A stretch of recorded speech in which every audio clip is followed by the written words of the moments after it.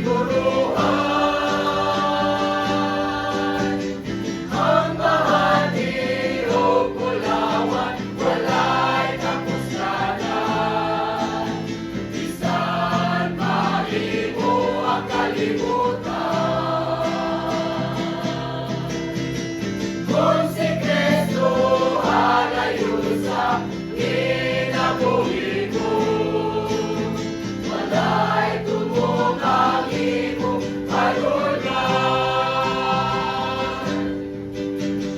Atol na gayon, o abot ang adlaw. Bumalik si Jesus, magbuhat sa mga tinuod.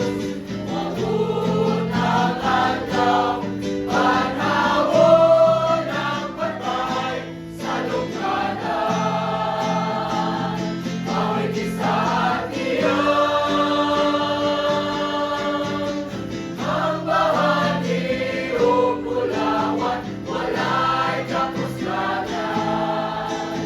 Bisan mahimo ang kalibutan.